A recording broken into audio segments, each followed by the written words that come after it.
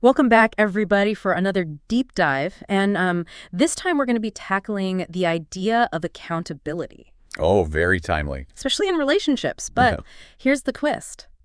Our source material is anything but your typical self-help book.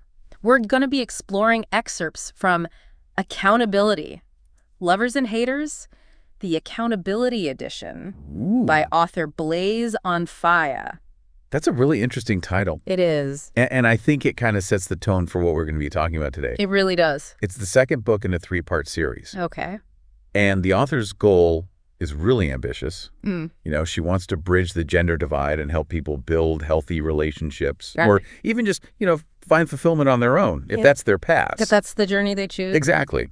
What I find so fascinating about this book, though, is how the author blends self-help advice with spirituality. Yes. And then she even weaves in these fictional narratives. It's Yeah. kind of like a multi-layered cake. Oh, I like that. Yeah. It's not just telling you what to do. Right, It's yeah. showing you exactly. These concepts in action through the stories. Yeah. So where does author on Fire even begin? Well, With the definition of accountability, of course. of course. You got to start there. She describes it as owning your actions, Yeah. choices, and their consequences, both good and bad. Both the good and the bad. You can't just take the good and run. You got to own it all. You got to own it all. Now it sounds pretty straightforward on the surface. It does. I'm curious if you think there's more to it based on her book. I think what makes her definition really interesting is how she connects it to personal growth. Okay. So it's not just about, admitting you messed up. It's about actually using those experiences to learn and create the life that you want.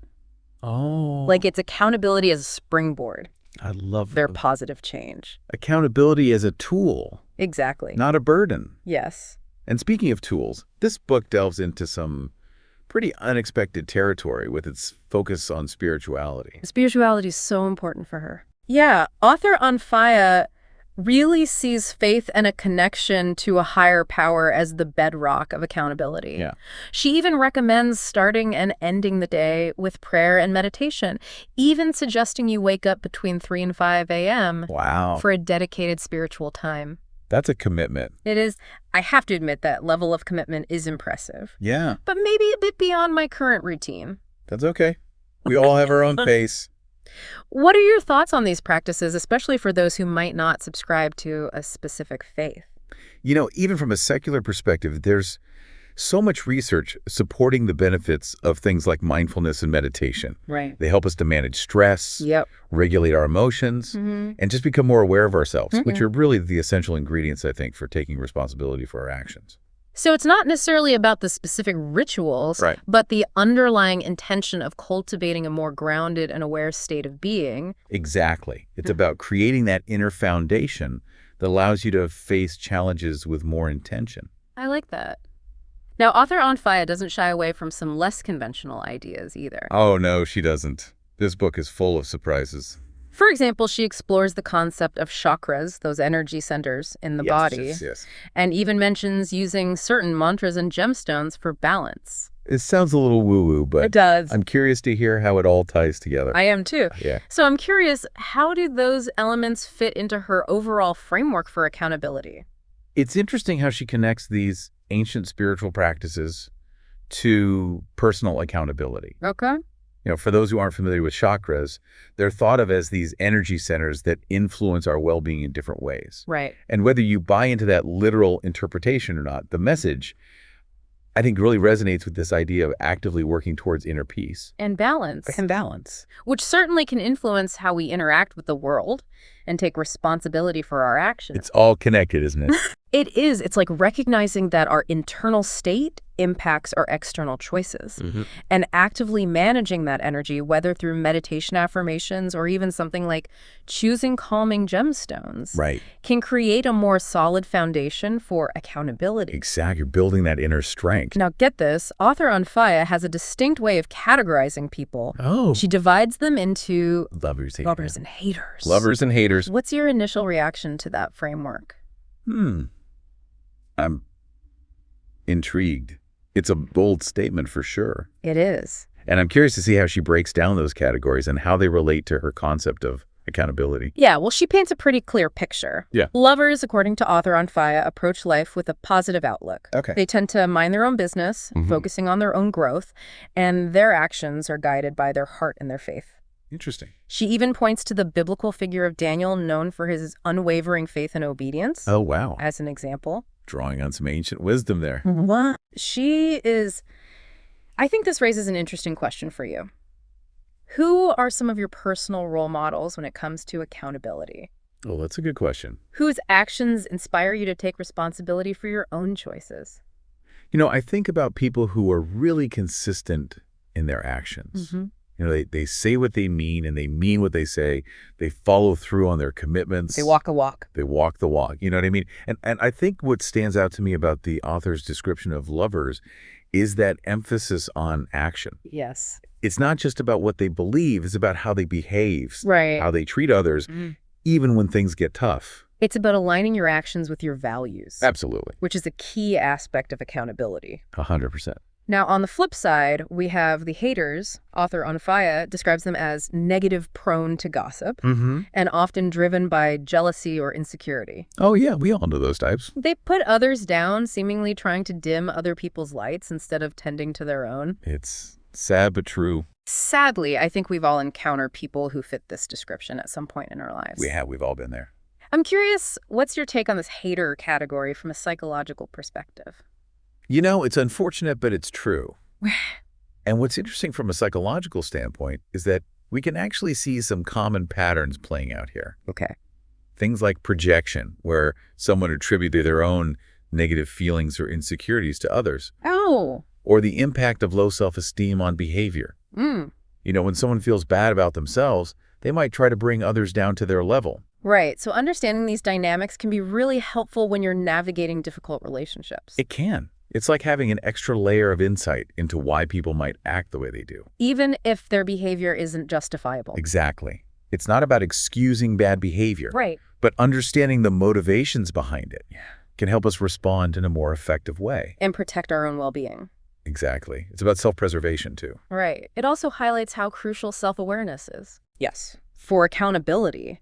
If we're not aware of our own baggage or our insecurities, it's so easy to project them onto others. It is. And create conflict. Absolutely. So true. So knowing that these lover and hater tendencies exist, how does author Onfaya suggest we handle those inevitable disagreements? Yeah, because conflict is a part of life. It is those moments when conflict arises even with the lovers in our lives. Right. Well, she's a strong advocate for direct communication. Okay. And seeking reconciliation. Good. She actually references Matthew 18.1520 from the Bible to support this approach. Interesting. It's about addressing issues head-on with a spirit of understanding and a genuine desire to resolve the conflict. So how does that resonate with you? Does that feel like a realistic approach for all situations, or are there nuances that we need to consider? I think it's a great starting point. Okay. But like you said, there are definitely nuances to consider. What about those situations where direct communication might not be safe or productive? For example, if you're dealing with someone who's abusive or manipulative, yes, taking that direct approach could actually put you at risk. Absolutely. Yeah. That's a really important point. So what do you do then? Well, I think that's where boundaries come in. Okay. Well, I think, direct and honest communication is a worthy goal. It's really essential to recognize those situations where it might not be appropriate. Right. Or even safe. Yeah. Protecting yourself, setting those boundaries. Right. Becomes a priority. Protecting your well-being. Absolutely. Which brings us to one of the most powerful statements in the book. Okay. And it's a simple phrase, but it speaks volumes. Lay it on me. Hurt people hurt people. It's such a simple phrase, but it speaks volumes about the cycle of pain. Yes. And how unresolved trauma can impact our interactions with others. It's a chain reaction. It is. How does author Onfaya unpack that idea a bit further? She argues that unresolved pain, past trauma, and a lack of empathy can lead people to lash out at others. And it creates this ripple effect of hurt that can span generations. Wow. It's really powerful. So it's not just a spiritual or philosophical idea. Right. It's actually backed by psychological research. It is. There's a lot of research to support this concept. I'd love to hear a little bit more about that. What are some of the psychological mechanisms at play here? Well, think about defense mechanisms. Okay. These are the unconscious strategies we use to protect ourselves from emotional pain. Right. So when someone's deeply hurt, they might unconsciously use things like projection or displacement to cope, essentially deflecting their pain onto others. Ah. And then there's this concept of intergenerational trauma, Okay. where patterns of abuse or dysfunction are passed down through families, Oh, wow. often because those involved haven't had the resources or the support to heal those wounds. It makes you realize that accountability isn't just about taking responsibility for our own actions, but also about understanding that broader context, those influences that have shaped us, and the potential for both positive and negative cycles to perpetuate. We're all part of a larger system. We are. It seems like author Onfaya explores these complexities further through the fictional narratives that are woven throughout the book. She does. She introduces us to these characters who experience infidelity, manipulation, even abuse. And it makes you wonder, are any of these drawn from her own personal experiences? It makes you think. But for now, let's dive into a couple of specific character arcs that stood out to me. Okay. The stories of Melissa and Vonnie. Okay. They both face some serious challenges within their families and romantic relationships. Yeah, their stories are really compelling. They are, and it offers a glimpse into the power dynamics that can influence how accountability plays out. Yeah, power dynamics are so important to understand, They are. especially in these situations. Yeah. What's fascinating about these narratives is how they highlight the complexities of those power dynamics, particularly how factors like age, Right. gender, or societal norms can create imbalances and make it incredibly difficult for victims to speak out or even recognize they're being mistreated. It's like they're trapped in a system that silences them. It is. And these stories provide a lens through which we can examine those often unspoken power structures. Yes. And how they can warp our understanding of accountability. It's about shining a light on those hidden dynamics. Exactly. And I think that's a perfect place to pause for now. Okay. Before we delve deeper into Melissa and Vonnie's experiences, Right. I'd love for you to consider how these power dynamics might be showing up in your own life. Have you ever encountered situations where societal expectations or those ingrained gender roles have influenced how you view accountability? That's a really good question. Either in yourself or in others. It's worth reflecting on for sure. It is. We'll be back soon to continue our exploration of these powerful narratives and the lessons they hold for understanding accountability and all its complexities. I can't wait. Yeah, it's like those invisible forces, shaping our perceptions without us even realizing it.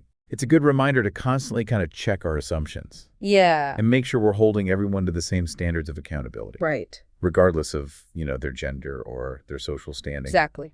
So we've been unpacking some pretty heavy stuff: infidelity, manipulation, abuse. Yeah, it can get intense. These are all themes woven into those fictional narratives. Right.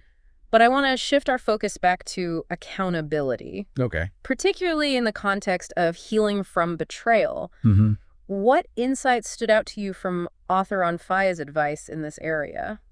One point that really resonated with me is the importance of understanding why the betrayal happened. Oh, okay. No, it's not about excusing the behavior, Right. but it's about gaining insight into the underlying dynamics. Those root causes that kind of contributed to the betrayal. Like an emotional autopsy. Exactly. Like an emotional autopsy to help prevent future issues. So it's not about condoning the action, Right. but seeking to understand the context? Exactly. Because that deeper knowledge can be helpful in preventing future issues. Okay. Whether you're trying to rebuild a relationship or move on. Right. It's about learning from the past Yeah. to create a better future, either together or individually. I like that. The author also talks a lot about setting boundaries. Oh, yeah. Boundaries are essential. Especially after a betrayal. Especially after a betrayal. Yeah. They provide a sense of safety Okay. and help to prevent those same patterns from repeating. Right. And it's not just about the person who was betrayed. Oh. Clear boundaries are also really helpful for the person who committed the betrayal, Okay. because it kind of forces them to confront their actions and take responsibility for their choices. So they serve as guideposts. Yes. Boundaries serve as guideposts on the road to healing and accountability. On the road to rebuilding trust, Exactly. which the author emphasizes is a process It is. that takes time and effort. Absolutely.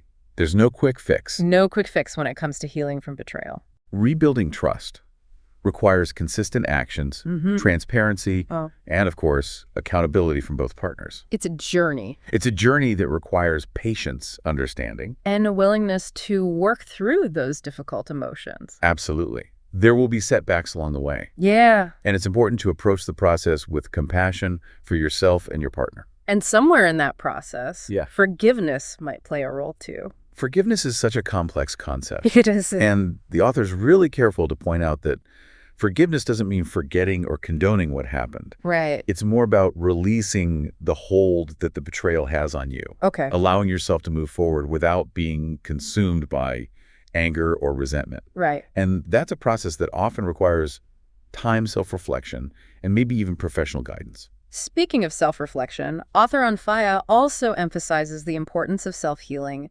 especially for the person who experienced the betrayal. Yes, I think that's a crucial takeaway, whether it's through therapy, journaling, meditation, or any other practices that bring you peace and fulfillment. Right. Focusing on your own well-being is so essential in the aftermath of betrayal. It's about tending to your own wounds, rebuilding your sense of self-worth. And reclaiming your power. Exactly. Because ultimately, you can't control someone else's actions. Right. But you can control how you respond. Yeah. How you choose to heal and move forward. And sometimes professional help can be invaluable in that process. Absolutely. The author acknowledges that, couples counseling or individual therapy can provide guidance and tools for navigating the complexities of healing and rebuilding trust. It's a sign of strength to seek support when you need it. Not a weakness. Not a weakness at all. So we've covered a lot of ground: the definition of accountability, the role of spirituality, the dynamics of lovers and haters navigating conflict, Right. healing from betrayal. It's a lot. Looking back, what stands out to you as the most important message author Anfaya is trying to convey? I think for me, it's this idea that accountability is not just a destination, but a journey. I like that. It's about continuous self-reflection, a willingness to acknowledge our mistakes, and a commitment to growth, both individually and within our relationships. Okay.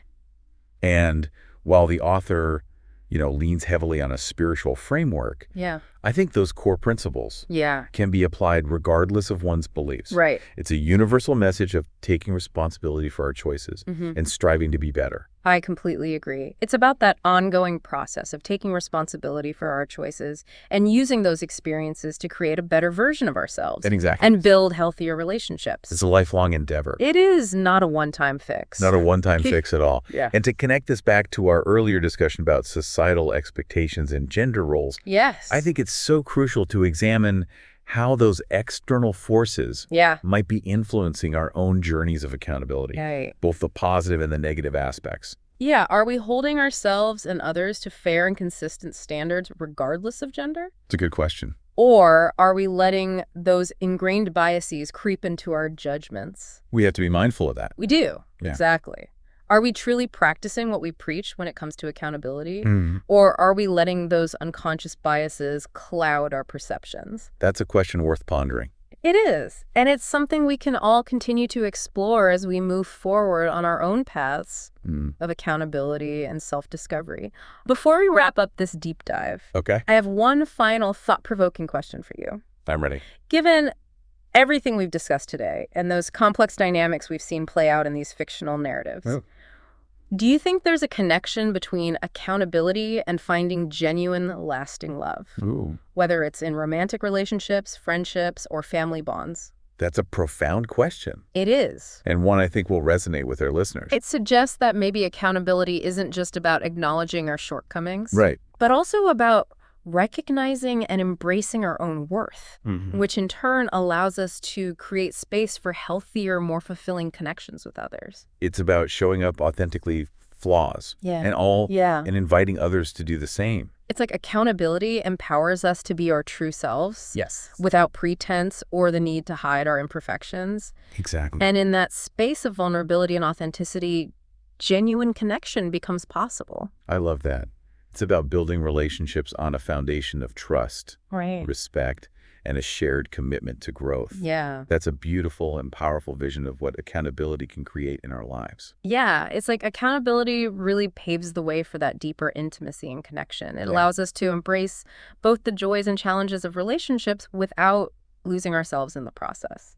Exactly. And it's such an important message, especially when you think about how often, societal pressures can lead us to believe that love requires perfection, No. or hiding our flaws, when in reality, true connection thrives on authenticity. Yes. And that shared commitment to growth. And both of those are deeply intertwined with accountability. Absolutely. So as we wrap up this deep dive into accountability, I'm curious, what's one key takeaway that you hope our listeners will walk away with?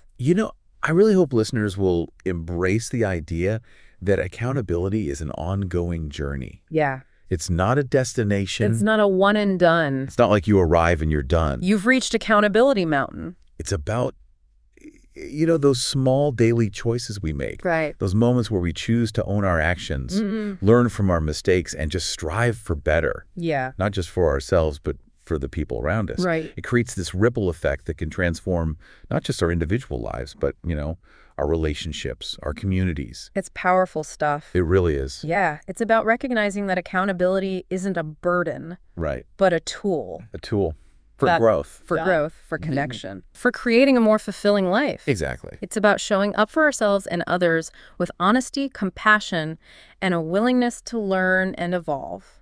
And remember, this journey of accountability, it's a shared one. Oh, yeah. We can support each other, challenge each other. Hold each other accountable. Hold each other accountable in a way that fosters growth and understanding. Yes. It's about creating a culture of accountability where vulnerability is seen as strength. Yes. And mistakes are viewed as opportunities for learning. I love that. So as we close out this episode, I encourage you to keep diving deep, keep questioning, keep exploring, and keep those conversations about accountability going. Keep it going. We'd love to hear your thoughts on this deep dive, so connect with us on social media and share your insights. Until next time, keep learning, keep growing, and keep those connections strong.